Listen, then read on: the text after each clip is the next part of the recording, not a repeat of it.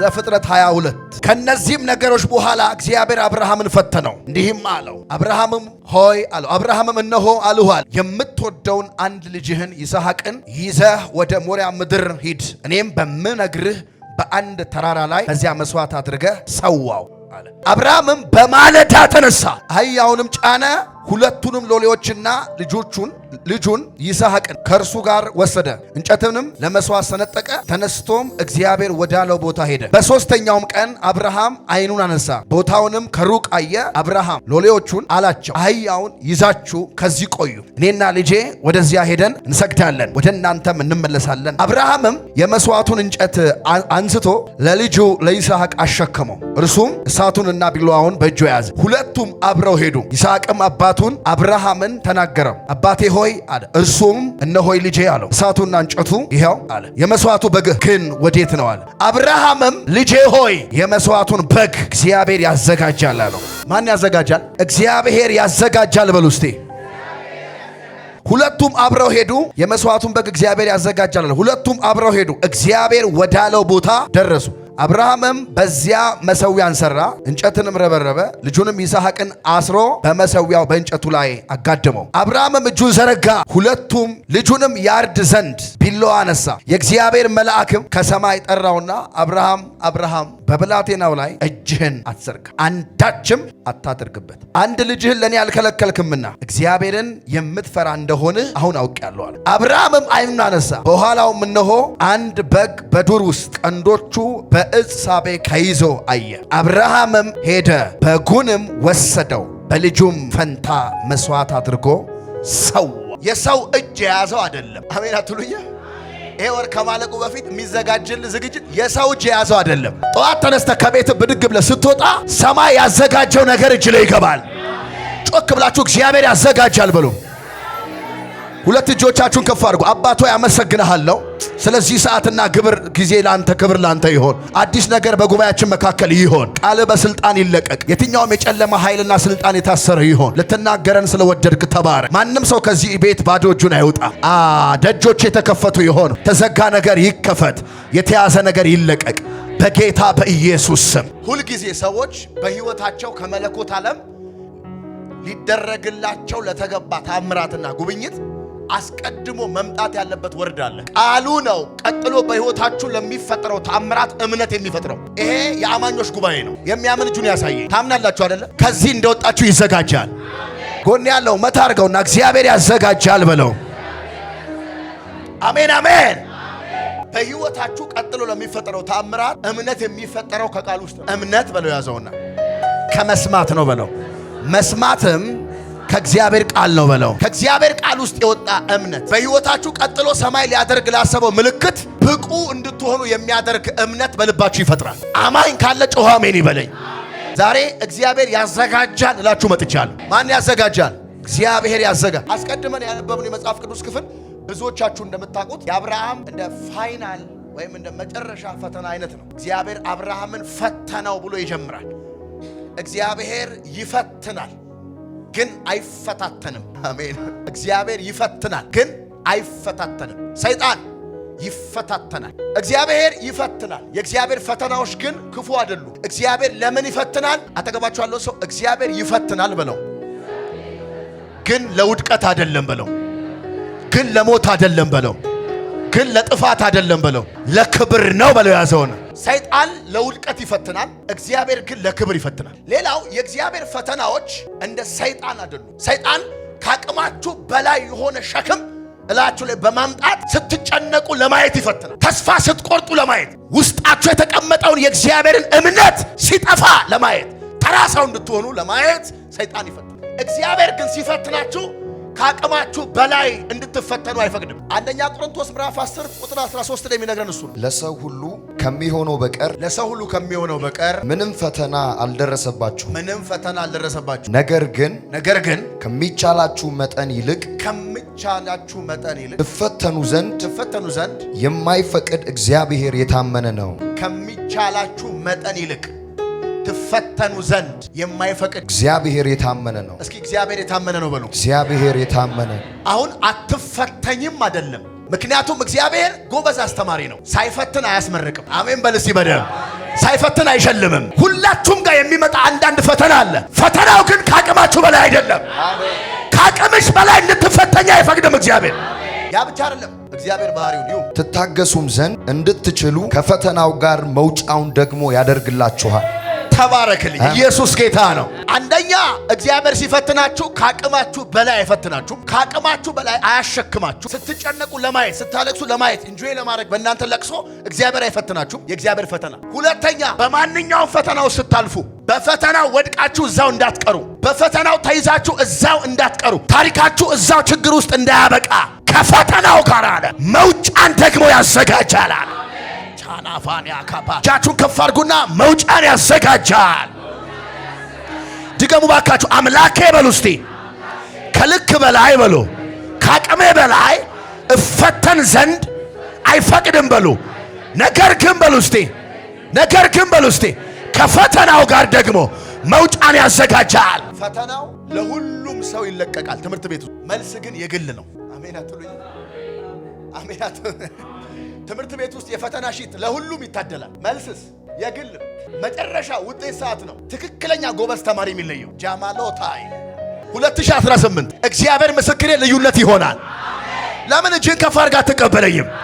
ባንተና በጠላቶች መካከል ልዩነት ይፈጠራል። እመነኝ፣ የውጤት ዓመት ይሆንልሃል።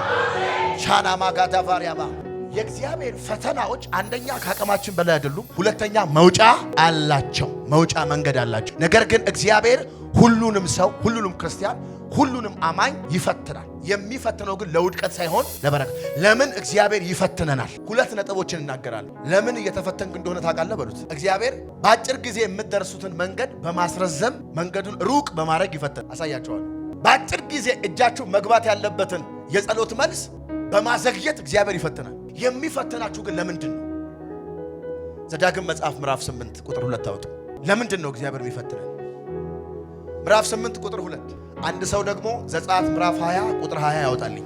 እሺ ዘዳግም ምዕራፍ 8 ቁጥር 2። እሺ አምላክህ እግዚአብሔር ይፈትን ዘንድ ምን ያደርግ ዘንድ? ይፈትን ዘንድ። ፈታኝ ነው አይደለም? ምን ያደርግ ዘንድ? ይፈትን ዘንድ። ይፈትን ዘንድ። እሺ በልብህም ያለውን ትእዛዙን ትጠብቅ ወይም አትጠብቅ እንደሆነ ያውቅ ዘንድ ሊያስጨንቅህ በእነዚህ በ40 ዓመታት በምድረ በዳ የመራህን መንገድ ሁሉ አስብ። ተባረክ። ኢየሱስ ጌታ ነው። አምላክ እግዚአብሔር ይፈትን ዘንድ በልብ ውስጥ ያለውን ትእዛዝ ትጠብቅ ወይም አትጠብቅ እንደሆነ ያውቅ ዘንድ በእነዚህ 40 ዓመታት በምድረ በዳ የመራህን ምን በል አስብ። አምላክ ይፈትን ዘንድ አለ። የሚፈትን ምክንያት ደግሞ አንድ ማወቅ የፈለገው ነገር አለ። ኢየሱስ ጌታ ነው። ይህም ነገር አለ በልብ ውስጥ ያስቀመጠውን ፍቃድ፣ በልብ ውስጥ ያስቀመጠውን ሐሳቡን፣ ፍቃዱን ትጠብቅ ወይም አትጠብቅ እንደሆነ ሊያውቅ ነው አለ። 40 ዓመት በምድረ በዳ የተንከራተትከው አለ እግዚአብሔር እየፈተነ ነው አለ ዘዳግም ላይ። አሜን አትሉኝም? ፈተናው ከእግዚአብሔር ዘንድ የመጣ መሆኑን ማወቅ ብቻ ነው ከእናንተ የሚያስፈልግ ለውጤት። አሜን አትሉኝም? ከእግዚአብሔር ዘንድ የሆነ ፈተና ህይወትሽ ላይ ያለፈ ከሆነ እመኚኝ ቀጣይ የተዘጋጀ በረከት አለ። ቀኝ እጃችሁን ከፍ አድርጉ። ያዘጋጃል። ፈተናው ከእግዚአብሔር ዘንድ የመጣ ከሆነ እየተፈተንክ ያለው ከሰማይ አጀንዳ ከሆነ ቀጣይ እግዚአብሔር ያዘጋጃል። እግዚአብሔር ያዘጋጃል። የመጀመሪያው እግዚአብሔር የሚፈትን ለምንድን ነው? በልባችን ውስጥ ያለውን ፍቃዱን እንጠብቅ ወይም አንጠብቅ እንደሆነ ያውቅ ዘንድ። ማወቅ የሚፈልገው ነገር ስላለ ቼክ ማድረግ ስለፈለገ ታናፋሪያማ።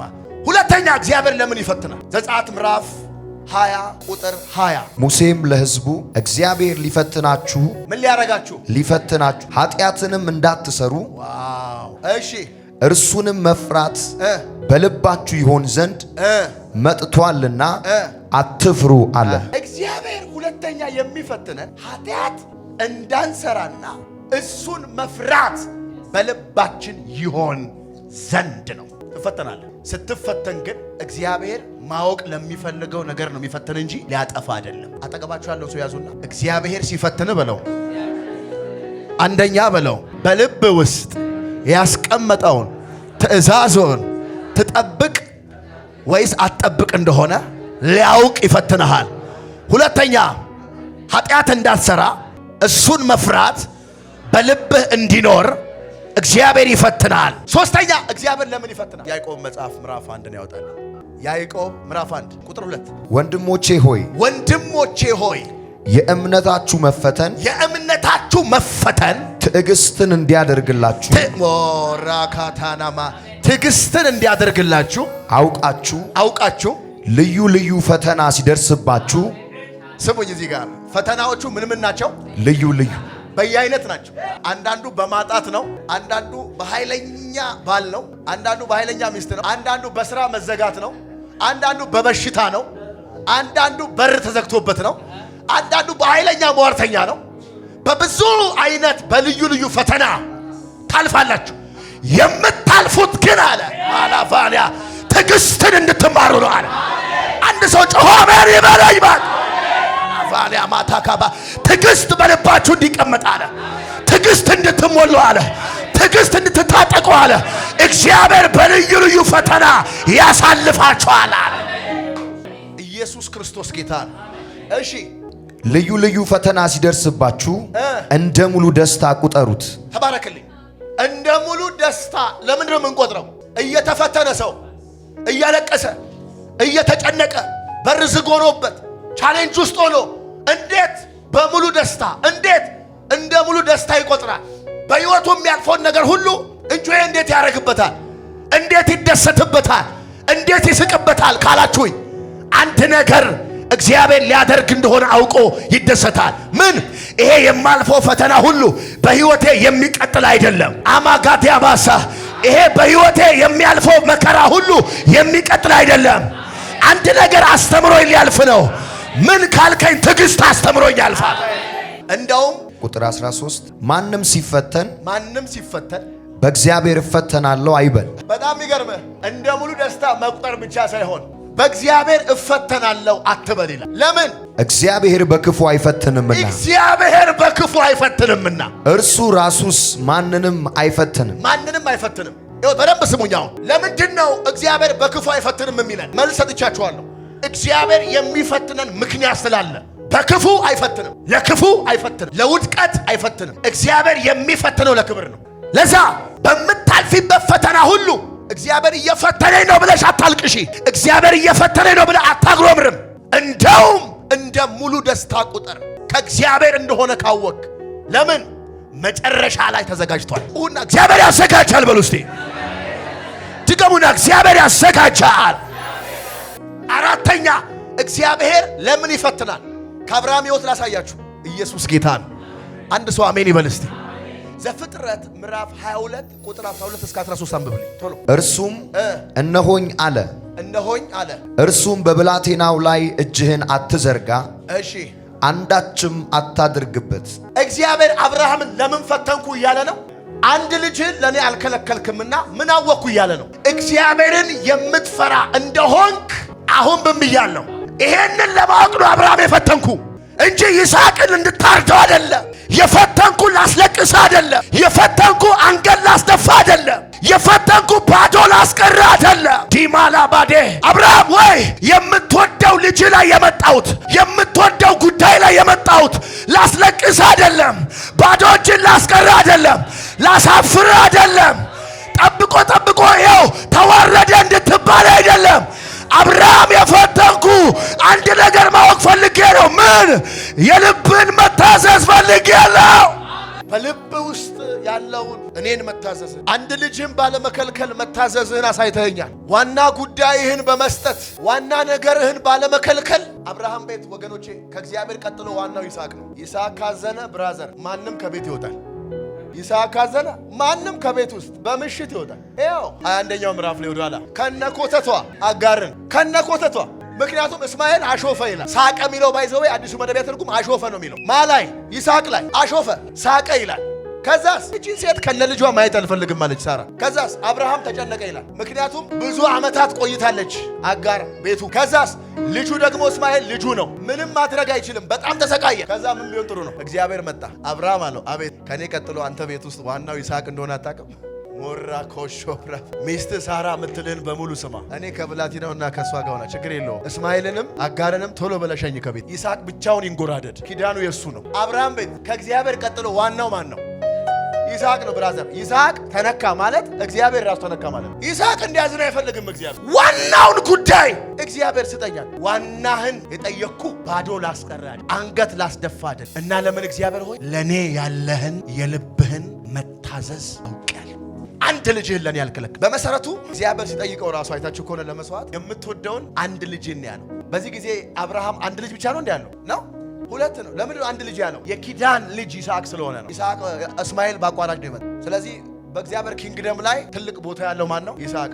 ሰማይም ምድርም ቦታ የሚሰጠው በአብርሃም የጀመረው ኪዳን የሚቀጥለው በማን ነው? በይስሐቅ። የምትወደውን አንድ ልጅ እግዚአብሔር አንዳንድ ጊዜ በምትወዱት ጉዳይ ሲመጣ፣ በሚያስፈልጋችሁ ጉዳይ ሲመጣ፣ በጣም ሲሪየስ ኬዛችሁ ላይ እግዚአብሔር መጥቶ ሲፈትናችሁ ያንን ነገር ከእጃችሁ ወስዶ ሊያስለቅሳችሁ አይደለም።